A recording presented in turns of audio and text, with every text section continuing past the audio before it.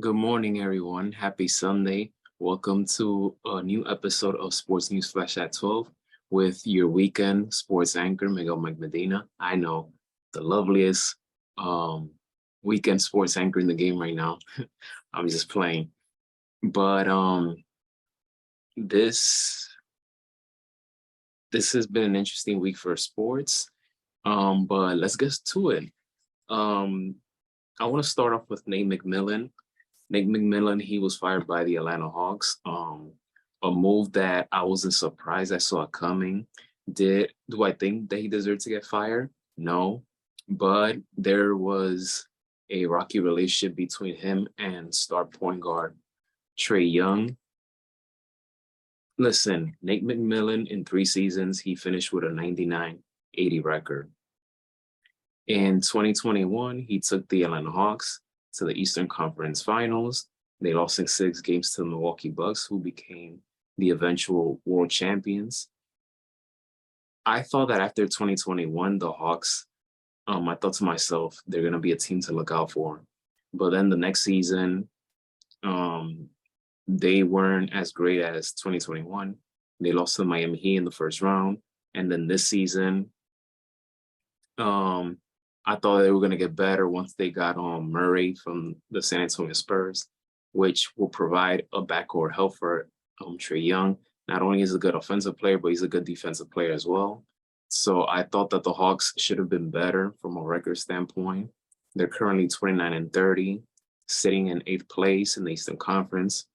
So the minute that I heard that there's probably between Trey Young and Coach McMillan, I said to myself, they're going to fire him because they always will choose the player over the coach, which to a certain degree, I understand it. But I wasn't surprised by this move whatsoever. What I found it laughable, and I don't believe when Trey Young said that he was caught by surprise when Nick McMillan got fired. He's media trained. He's supposed to say that, but I don't believe that at all. I think that he did have a hand in terms of that they want to go with a different route with a different coach. So I don't believe that Trey Young was surprised by the move. Also, now he recently broke his silence when he said that he has a lot of love and respect for Coach McMillan. He probably does feel that way, but I think he feels more comfortable saying that now because he's no longer the head coach.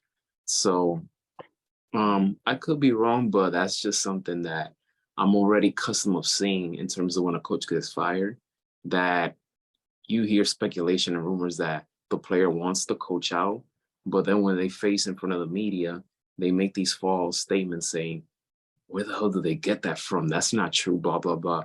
When deep down it is true. And we ended up finding out later on that it was true. So I feel like this is one of those situations. Trey Young did not want Nick McMillan as the head coach anymore. He wanted someone new. And they will get someone new. And this coach, he has experience. Quinn Snyder. I like Quinn Snyder. I believe he's one of those current modern head coaches who are very talented. He took the Utah Jazz to 6 consecutive playoff appearances. I believe that when he was coaching the Jazz, they should have gone farther in the postseason when you had Donovan Mitchell and Rudy Gobert and all these pieces around them. But now, he has a chance to prove himself with the Atlanta Hawks. So I wish Quinn Snyder the best. I wish Nick McMillan the best. And let's see if Atlanta can turn things around. Now, we got to go with the hottest topic of the week, and that is Brandon Miller. Alabama Crimson Tide's rookie forward and top NBA prospect, Brandon Miller. He's trending. He's been arguably the biggest sports story of the week because of his affiliation with the murder case of Darius Miles, who is his ex-teammate. Darius Miles and his friend Michael Davis are both facing murder charges for murdering a woman in January. And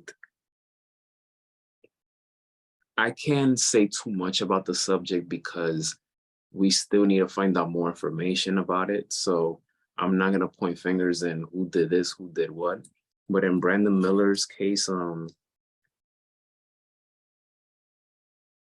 he had a career night on Wednesday night when he scored 41 points and scored the game-winning overtime basket against South Carolina.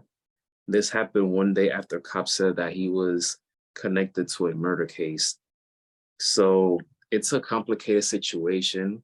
When he was playing, there was a lot of backlash because people didn't think that he should have been playing in the first place. People think that he should have been suspended. The fans chant to lock him up and guilty when he was on the floor.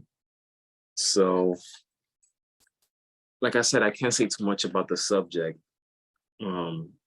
But so far, Miller was not charged with a crime compared to Darius Miles and his friend Michael Davis. Brandon Miller's attorney came out with a statement saying the following: Brandon never touched the gun, was not involved in its exchange to Mr. Davis in any way, and never knew that illegal activity involving the gun would occur. The University of Alabama has maintained cooperating with law enforcement, and as long as Miller stays out of trouble, then he'll be eligible to play. You have even family members, the victims' family members, saying that the university is handling this very poorly. They don't believe that Brandon Miller is innocent. But like I said, there's more information to be done. There's more to be solved in this situation. And I'm just gonna leave it there because as a person who studied journalism like myself, one of the toughest things about being a journalist is what are the facts and what is true and what is not true. So I'm just gonna leave it like that, but that's the information that I know so far of Brandon Miller. And I might come with new updates on it, probably when I talk about it in the MMM Journal or on the MMM Journal blog. So stay tuned for that. The XFL, yes, the XFL. I remember growing up and watching the XFL back in 2000, 2001. And it was a pretty interesting time. So, but it failed the first time. But now the XFL is back. Dwayne "The Rock" Johnson is the co-owner of the XFL. And so far, I feel that this XFL is doing better than the first time around. And we're already in week 2. So Dwayne "The Rock" Johnson, who's one of my biggest idols, he praised former NFL quarterback A.J. McCarron for taking less money to sign with the XFL over the NFL. And the reason is because AJ wants his kids to watch him play. If he would have signed with the NFL, he would have not gotten playing time. So it turns out that he made the right move, the best decision for him and his family so far, because the quarterback is leading the St. Louis Battlehawks to a 2-0 start so far in the season. And he led them to a fourth quarter comeback against the Seattle Sea Dragons. And they ended up winning 20-18. McCarron completed 22 passes for 184 yards and 1 touchdown. He also rushed for 41 yards. So one of the things that caught me by surprise, and also I said to myself, wow, I haven't seen these faces in a long time, are the head coaches. The head coach for Seattle is Jim Haslett. Jim Haslett used to coach the New Orleans Saints back in the early 2000s.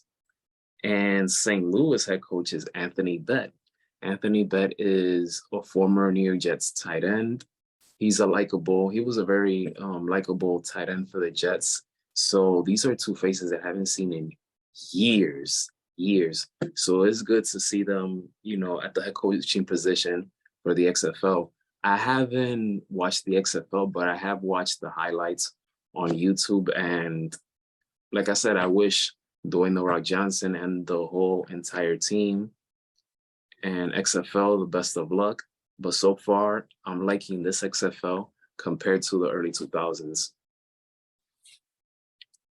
We're going to go on this. We're going to take a quick break. And when we get back, we're going to talk about the NHL trades that has been going on lately. So we'll be back after this.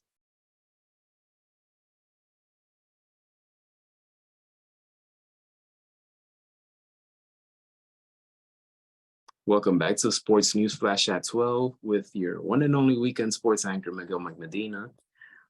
It's been a crazy hockey trade deadline, and the New York Rangers continue to put in work. They continue to put in work. The Rangers acquired forward Tyler Motte from the Ottawa Senators in exchange for forward Julian Gothard and a 7th-round pick in the draft. The New York Rangers, like I said, they continue to make moves. They should go far this season in terms of the playoffs, but they had to. They will have to go through the Tampa Bay Lightning, Boston Bruins, who've made moves, and the Toronto Maple Leafs, who have made moves in the trade deadline as well. The New Jersey Devils have been a huge surprise this season. The Devils is one of the best road teams in the NHL right now. So the Rangers have some competition in the Eastern Conference, but I like the moves that they're making during the trade deadline. And now the Boston Bruins, like I said, they've made moves themselves. They have Dmitry Orlov and Garnet Hathaway from the Washington Capitals. They're now the new faces to join the Boston Bruins. The Capitals received forward Craig Smith, a 1st-round pick in the 2023 draft, a 3rd-round selection in the 2024 draft, and a 2nd-round pick in the 2025 draft. Washington retains 50% of Orlov's salary as part of the trade, and Minnesota retained 25%. Orlov, he has 19 points in 43 games this season. He won the Stanley Cup with the Washington Capitals in 2018. So he will be bringing a championship pedigree to Boston.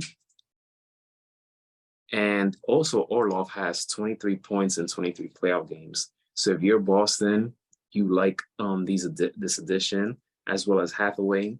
Hathaway, he led the Capitals with 198 hits, and he has 16 points in 59 games this season.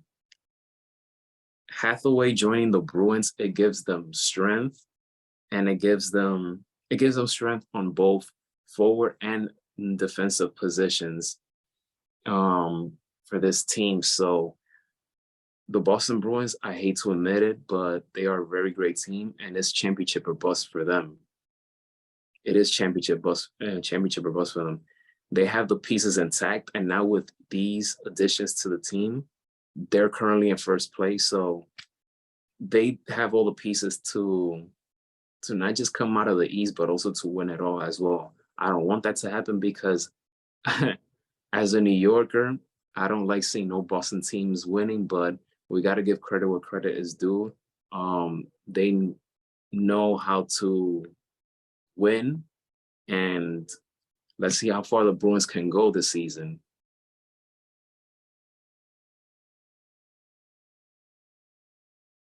The Sacramento Kings and the Los Angeles Clippers, they made history by scoring so many points in one night. Listen, I am not the biggest fan of high-scoring games. When I saw the highlights of the Kings and Clippers on Friday night, of the Friday night's matchup, I just said to myself, oh my God, like that's way too much offense. Way too much offense. I do not like games where it's just too much. Like I'd rather see a good competitive game, defensive game that will finish, let's say, 92 to 89 compared to 170 this, 170 that, 150 this, 150 that, 130 this, 130 that. I just hate seeing that. I really hate it. I'm not impressed by this game at all. I know that in today's um, sports world, people will look at that and say, wow, that was a magnificent game. But I like to see both offense and defense, and I just feel like this was too much offense. Kawhi Leonard had a big night. Kawhi Leonard, he's my favorite basketball player in the game right now. So I'm glad that he had a big night. But in terms of the team in total, both teams just too much offense, way too much. So I'm not impressed by that whatsoever. But congrats to both of them on making history. Well, that does it for today's episode of Sports News Flash at 12.